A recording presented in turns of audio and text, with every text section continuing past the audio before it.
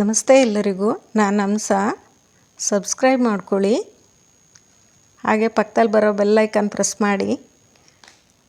ಹೆಲ್ತಿಯಾದ ಟೇಸ್ಟಿಯಾದ ಬೆಲ್ಲದ ಕರ್ಜಿಕಾಯಿ ಮಾಡೋಣ ಬನ್ನಿ ನೋಡೋಣ. 1 ಕಪ್ ಮೈದಾ, ಅರ್ಧ ಕಪ್ಪು ಸಣ್ಣ ರವೆ, ಚಿರೋಟಿ ರವೆ, ಚಿಟಿಕೆ ಉಪ್ಪು, 2 ಸ್ಪೂನ್ ಆಯಿಲ್ಲು ಬಿಸಿ ಮಾಡಿ ಹಾಕ್ಕೊಂಡಿದ್ದೀನಿ. ಇದು ನೀಟಾಗಿ ಮಿಕ್ಸ್ ಮಾಡ್ಕೋಬೇಕು. ಆಯಿಲ್ಲು ಎಣ್ಣೆ ರವೆ ಮಿಕ್ಸ್ ಆಗೋ ಹಾಗೆ. ಹೀಗೆ ಸ್ವಲ್ಪ ನೀರು ನೋಡಿಕೊಂಡು ಕಡಿಮೆನೇ ಹಾಕ್ಕೊಂಡು ಈ ಥರ ಗಟ್ಟಿ ಕಲಿಸ್ಕೋಬೇಕು. ಇದು ಮುಚ್ಚಿಟ್ಬಿಡೋಣ. ಈಗ ಸೂಸ್ಲು ರೆಡಿ ಮಾಡ್ಕೊಳ್ಳೋಣ.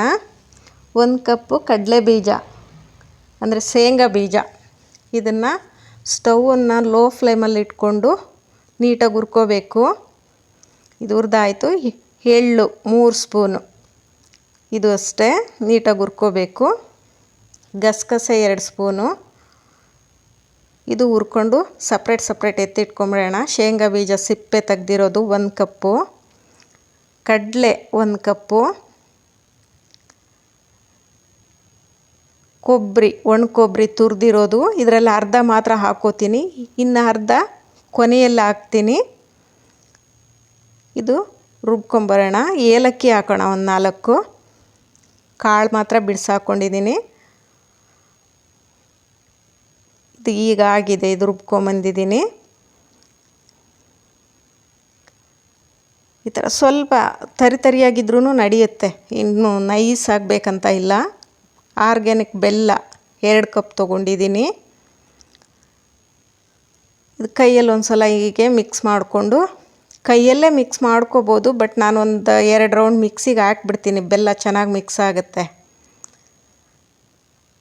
1-2 ರೌಂಡ್ ತಿರುಗಿಸಿದ್ರೆ ಸಾಕು. ಇದು ಅಷ್ಟು ಒಂದೇ ಸಲ ಇಡಿಸ್ತಾ ಇದೆ, ಜಾರ್ ದೊಡ್ಡದಿದೆ ಅಲ್ಲ, ಹಾಗಾಗಿ ಇದು ಹಾಕ್ಕೊಂಡು ಬಂದುಬಿಡ್ತೀನಿ. ನೋಡಿ ರೆಡಿ ಆಗಿದೆ. ಈ ಥರ ಎಲ್ಲ ಒಂದು ಟ್ರೇಗೆ ಹಾಕ್ಕೊಂಡು, ಅದು ಅರ್ಧ ಉಳಿಸಿದ್ವಲ್ಲ ಒಣ ಕೊಬ್ಬರಿ ತುರಿ, ಅದು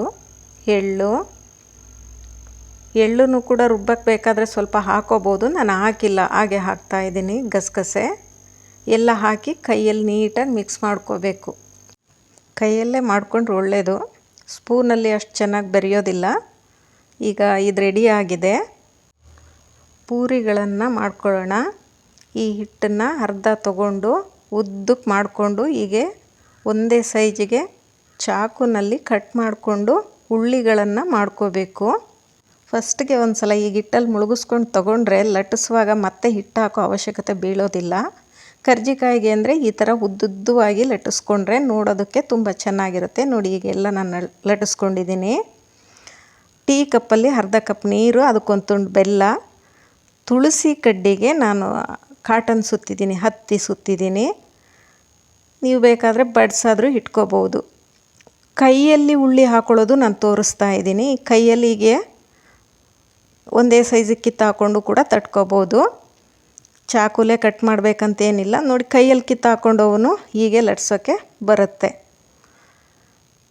ಹೀಗೆಲ್ಲ ಲಟ್ಸಿಟ್ಕೊಂಡು ಈಗ ಮಾಡೋದು ನೋಡೋಣ. ಒಂದು ಮಣೆ ಮೇಲೆ ಹಾಕ್ಕೊಂಡು, ಮಣೆ ಅಥವಾ ಪ್ಲೇಟು ನಿಮಗೇನು ಅನುಕೂಲವೋ ಅದರಲ್ಲಿ ಹಾಕ್ಕೊಂಡು, ಈ ಥರ ಎಡಗೈ ಸಪೋರ್ಟ್ಗೆ ಇಟ್ಕೊಂಡು ಹಾಕ್ಕೊಳ್ಳಿ.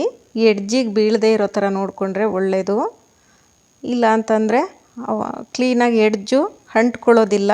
ಎಣ್ಣೆಲಿ ಇಲ್ಲ ಈ ಸೂಸ್ಲಕ್ಕೆ ಕದ್ರಕೊಂಡ್ಬಿಟ್ರೆ ಎಣ್ಣೆ ಹಾಳಾಗುತ್ತೆ. ನೋಡಿ ತುಂಬ ಈಸಿ, ಇದೇನು ಕಷ್ಟ ಅಂತ ಏನೂ ಇಲ್ಲ. ಬರದೇ ಇರೋರು ಕೂಡ ಮಾಡ್ಬೋದು ಈ ಥರ. ಇನ್ನೂ ಒಂದು ಸಲ ತೋರಿಸ್ತೀನಿ ನೋಡಿ. ಇನ್ನೊಂದು ಸಲ ಇದೇ ಥರನೇ ಮಾಡೋದು ತೋರಿಸ್ತೀನಿ. ಈ ಥರ ಎಡ್ಜಿಗೆ ನೀರು ಹಚ್ಕೊಂಡು ಈ ಥರ ಸೂಸ್ಲು ಹಾಕ್ಕೊಂಡು ಹೀಗೆ ಹಿಡ್ಕೊಂಡು ಫೋಲ್ಡ್ ಮಾಡಿದರೆ ಆಗೋಯ್ತು. ಕೈಯಲ್ಲಿ ಕೂಡ ಮಾಡೋದು ತೋರಿಸ್ತಾ ಇದ್ದೀನಿ ನೋಡಿ. ಕೈಯಲ್ಲಿ ಮಾಡೋದು ಇನ್ನೂ ಈಸಿ. ಕೈಯಲ್ಲಿ ಪೂರಿಗಳನ್ನು ಇಟ್ಕೊಂಡು ನಮಗೆ ಹೆಂಗೆ ಬೇಕೋ ಹಂಗೆ ಬೆಂಡ್ ಮಾಡಿ ಇಟ್ಕೊಂಡು ಸೂಸ್ಲ ಹಾಕ್ಕೊಂಡು ಈ ರೀತಿ ಫೋಲ್ಡ್ ಮಾಡಿಬಿಟ್ರೆ ತುಂಬ ಈಸಿಯಾಗಿ ಬರುತ್ತೆ.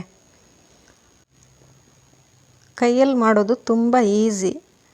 ಈ ಎಡ್ಜಿಗೆ ನೀರು ಹಚ್ಚೋದಕ್ಕೆ ಬೇಕಾದರೆ ನೀವು ಬಡ್ಸ್ ಯೂಸ್ ಮಾಡ್ಬೋದು, ಬಟ್ ನನಗೆ ಬಡ್ಸು ಸರಿ ಹೋಗಲಿಲ್ಲ, ಹಾಗಾಗಿ ತುಳಸಿ ಕಡ್ಡಿಗೆ ಕಾಟನ್ ಸುತ್ಕೊಂಡಿದ್ದೀನಿ. ನಿಮಗೆ ಹೆಂಗೆ ಬೇಕೋ ಹಂಗೆ ನೀವು ಮಾಡ್ಕೊಳ್ಳಿ. ತುಂಬ ಈಸಿ ಕೈಯಲ್ಲಿ ಮಾಡೋದು. ನೋಡಿ ನಾನು ಈ ಥರ ಎಲ್ಲ ಮಾಡಿ ಇಟ್ಕೊಂಡಿದ್ದೀನಿ. ಇವಾಗ ಇನ್ನೊಂದು ರೀತಿ ಮಾಡೋದು ತೋರಿಸ್ತೀನಿ. ಹಚ್ಚಲ್ಲಿ ಮಾಡೋದಕ್ಕೆ ಈ ಪೂರಿಗಳನ್ನು ರೌಂಡಾಗಿ ಲಟ್ಟಿಸ್ಕೋಬೇಕು. ಇದು ಚಿಕ್ಕ ಮಕ್ಕಳ ಕೈಲಿ ಕೊಟ್ಟರು ಮಾಡ್ತಾರೆ ಇದನ್ನು. ಈ ಥರ ನೋಡಿ, ಇದು ತುಂಬ ಈಸಿ. ಹಚ್ಚೊಳಗೆ ಹಾಕ್ಕೊಂಡು ಈ ಥರ ಮಾಡ್ಕೊಳ್ಳಿ. ತುಂಬ ಈಸಿಯಾಗಿ ಬರುತ್ತೆ. ಚಿಕ್ಕ ಮಕ್ಕಳು ಕೂಡ ಇದನ್ನು ಮಾಡ್ಬೋದು. ಎಡ್ಜನ್ನು ನೀಟಾಗಿ ಪ್ರೆಸ್ ಮಾಡಬೇಕು. ನೀರಲ್ಲಿ ನಾನು ಒಂದು ತುಂಡು ಬೆಲ್ಲ ಹಾಕಿದ್ದೆ ನೋಡಿ, ಅದೇ ಪರ್ಪಸ್ಗೆ ಹಾಕಿದ್ದು. ಎಡ್ಜು ನೀಟಾಗಿ ಅಂಟ್ಕೊಳ್ಳುತ್ತೆ ಬೆಲ್ಲ ಹಾಕಿದ್ರೆ. ಇದೊಂದು ಟಿಪ್ಪು ನಿಮಗೆ. ಎಣ್ಣೆ ನಾನು ಕಡಿಮೆ ಹಾಕ್ಕೊಂಡು 4 ಫ್ರೈ ಮಾಡ್ಕೋತಾ ಇದ್ದೀನಿ. ನೀವು ಬೇಕಾದರೆ ಜಾಸ್ತಿ ಎಣ್ಣೆ ಹಾಕ್ಕೊಂಡು ಜಾಸ್ತಿ ಫ್ರೈ ಮಾಡ್ಕೋಬೋದು. ಈ ಥರ ಗೋಲ್ಡನ್ ಬ್ರೌನ್ ಆಗೋವರೆಗೂ. ಇನ್ನೂ ಬೇಕಾದರೆ ನೀವು ಡೀಪ್ ಫ್ರೈ ಮಾಡ್ಕೋಬೋದು. ನನಗೆ ಇಷ್ಟು ಸಾಕು, ಇಷ್ಟು ಮಾಡ್ಕೊಂಡಿದ್ದೀನಿ. ಈ ಥರ ಫ್ರೈ ಮಾಡಿಕೊಂಡು ನೋಡಿ, ಈ ಥರ ಆಗಿದೆ. ತುಂಬ ಚೆನ್ನಾಗಿದೆ.